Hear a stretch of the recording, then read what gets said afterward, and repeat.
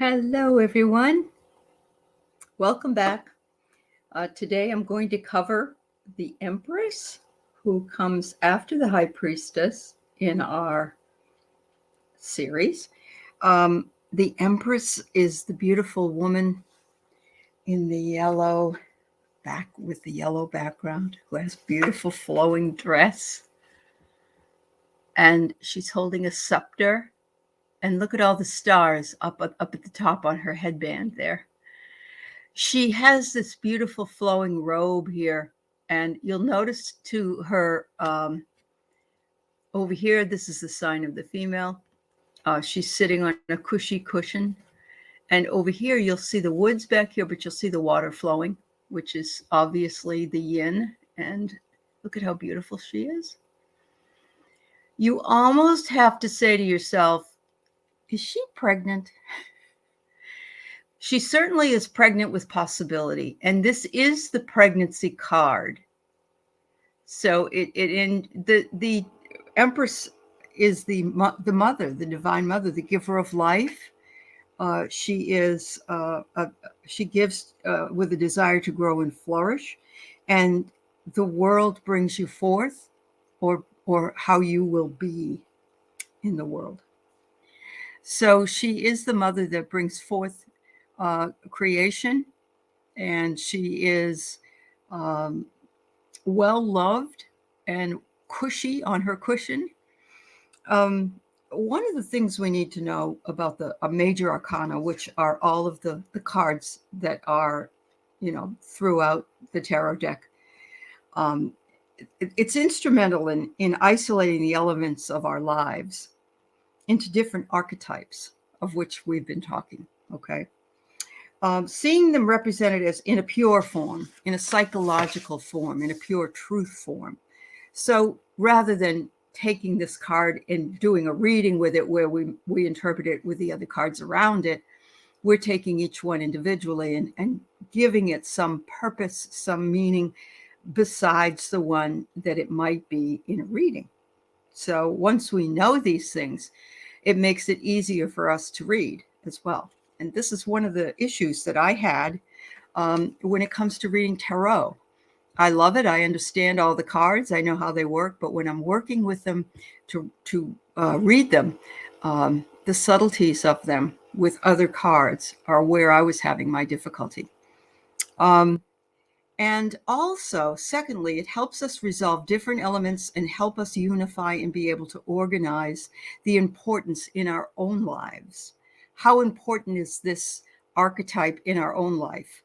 And as you probably have heard, and some of you have even referenced in some of your comments, maiden, mother, crone. The maiden is the young virginal or young girl, the one growing up, the one that hasn't had any children yet. The maiden is the older girl, or the one that has the children, the divine mother. And the crone is anybody or any woman that cannot have children anymore, but she has wisdom instead. She can bring that forth. She's an elder. Nothing wrong with the word crone. A lot of people don't like it. They think, ooh, that means witch. No, it doesn't. It just means you've lived your life long enough that you've accumulated enough wisdom to be able to share that wisdom with others. So we may not embody any archetype in particular, but there are portions of it we may embody. But we can experience them in a lesser form by understanding what the archetype is and how it works in life in general and in our own life, or the lives of our parents or the lives of our friends. The major arcana deals usually in three areas. It's consciousness, which is the outer life, concerns, which is society, and the subconscious, who we really are, and the superconscious, our spiritual side. So all of the major arcana, those of which we spoke of already, the magician, the high priestess, and the empress, and we'll be talking about the emperor soon, usually have these conscious meanings behind them, or superconscious meanings behind them, if we but access it. This is a story, and this is the way they position their story in order to keep it going. this is our life in a heroine's journey or hero's journey fashion. The Empress is the first of 3 cards: Mother, Father, and Education. Nature is symbolized by the Empress, Mother Nature in particular. The more acceptable aspect of the female archetype, because she is not as hidden as the Priestess. Remember, she's hidden behind, the unknown. What's behind her, we don't know. We've got both sides there. This lady's sitting right outside. She's sitting on a cushion. She's in the forest. She's got the grass underneath her feet. She is part of nature. She is Mother Nature. She represents motherhood. She represents love, gentleness. Mothers are sprung from the passion rather than the ideas. And with mothers tend to be concerned, worried, loving, maybe overly concerned. And they want to protect their young, and they want to protect at any cost. It doesn't matter how young they are or not. They could be well grown. And so if the mother expresses this in a very extensive way, then what she is smothering. So we don't want to become a smother. We only want to become a mother, and we need to let go and let them go where they may find their own way. Mothers are sprung from this passion, obviously, because in order to become a mother, usually, I know there are other reasons why you could become a mother, but most of the time it comes from the passion of the wrestling together of the lovers. And so the Priestess is the mental side of women, while the Empress is the emotional side of women. And that's why the water is over here on the other side. The water is expressing those emotions because water expresses emotional side. The Empress is cunning, but not in a bad way. She frustrates people, but she also delights you. She really signifies the passionate approach to life. We cannot transcend the physical world, so we can experience the outer world completely. But passion must be felt deep inside and fill this archetype in spirit. We can be passionate about many things in our lives. We can be passionate about whatever we want to create. That's why, even though if I get this card and it was a major card and I can't have any more babies, it's a motherhood card, but I could birth creativity, because you're always birthing something. You might birth a new job. You might birth your creative spark or a new idea. You have to take the words and make them fluid for your purpose. The Empress is seen as a voluptuous, sensual lady. At her feet grow a field of grain, ruling nature, a necklace of 9 pearls, representing the 9 planets at the time, and 12 stars. The 12 stars represent the signs of the zodiac. So there is purpose in this. She wears the universe as jewelry, is what she's doing. She's got it on her head, and she's got it around her neck. She is the underlying principle of life. A river flows, and a force of life, the river of life, is flowing over on the other side. She is unity of change and stability. Those are 2 diametrically opposed things. Changing means everything moves and is fast, but then there's the stability of the mother. And who doesn't want their mother when they don't feel good, even at this age? The river changes also. Remember that. I don't know if you're aware of Herodotus saying you cannot step into the same river twice. I believe it was Herodotus. Anyway, it's a wonderful thing. You cannot step into the same river twice. Why? Because the river flows, and it's different in every single moment that you step into it, just as you are a different person every time you put your foot into it. So a river is ever flowing, and you are ever moving, ever changing. What you are right now isn't what you'll be tomorrow, and tomorrow what you'll be in 10 years. Okay. Motherhood is the means by which life continues through nature. And we know this. We just know this. And I know you all know this. You know, the seasons change, and with them come life springing forward and growing and blossoming and then dying out and then being very laid out, so to speak, in the wintertime. And then spring comes and everything moves again. Everything changes. Everything blossoms. And the cycles of nature are the same with our own lives. We don't have wonderful days every day. We have some days that are really difficult for us, but there's always tomorrow, and hope springs eternal. So that's an important thing to mention. The Empress represents a time of passion where we approach life through feelings and pleasure rather than satisfaction. I'm sorry, rather than thought. I apologize. Rather than our thoughts. We just experience it on a totally emotional level instead of a mind level. This usually indicates satisfaction and understanding through emotions. When we go through these emotional times in our lives, we hate them. We don't want to look at them. Let's get this over with.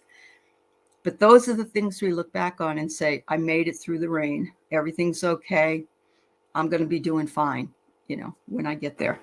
The Empress can be one of the most misunderstood cards in the entire major arcana. Why? Because people tend to love her, because she seems to tell us to be comfortable with our own bodies. Ooh, isn't that touching you? It touches me. Be comfortable with the way you look. Don't worry about what other people think. You need to be at home in your own body. Your own body is your vessel to walk through this life. If you don't like it the way it is, change it. If you can't change it, love it anyway. Love it. Grow with it. We are always experiencing ebbs and flows in the body as the mother. And we know this because of the menstrual cycle. We know this because of the maiden mother crone. And when things get scary, instead of looking inside at ourselves, no matter how spiritual we are, we tend to look outside of ourselves for comfort. The comfort may be overeating, it may be drinking, it may be shopping, it may be phone scrolling, it could be escaping through television. We all have that guilt that we carry for not looking at what needs to be looked at when it needs to be looked at. We don't want to feel any worse than we already do. But in moving into it, the mother says, that will liberate us, hopefully, and get us to move away from that terrible ebbing so we can flow again. We numb ourselves very much. And we do that through those other actions that we do. We tend to redirect our attention, and we need to redirect it back so we can heal ourselves. We're not fully there. We push through and ignore body signs and cues. And we listen to toxic people and situations, and it puts us in agony and stress. We don't need that in our lives. When I was doing my show with Kelly, we were talking about the fact that we need to look at who do we go to if we need to talk to somebody, and who do we wish to avoid, and why do we wish to avoid them? Are they going to tell you what you need to hear, or are they just going to listen? They're going to listen, and they're going to say, no judgment, I'm sorry, I'm listening, and I'm here for you.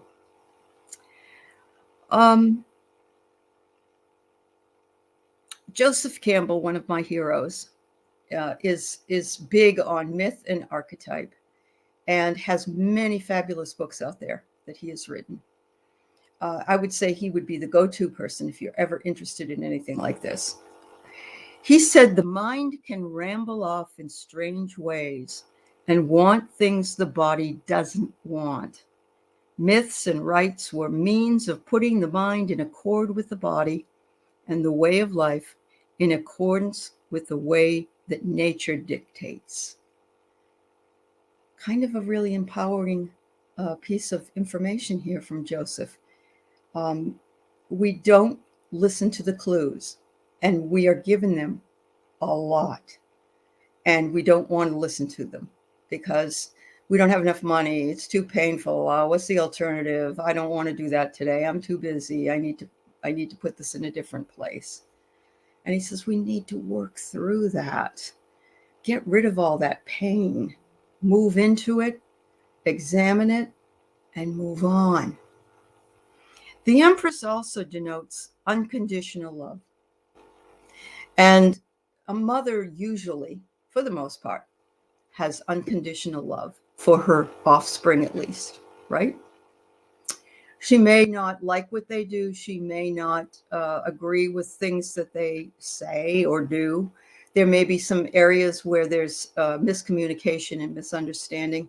But in the long run, the mother will always defend the younger children or younger of the offspring she brought into the world, or the offspring she decided to adopt in the world, because the mother is the one that can reassure and hopefully help other people to do that. The Empress is the unification of spirit, mind, and body. Spirit, mind, and body. She's got all three. She's rocking it. She's the physical body and the maternal world. She is Mother Earth. And as I said, she could be overprotective, just like a mother would be for her cubs, and doesn't wish any harm to anybody.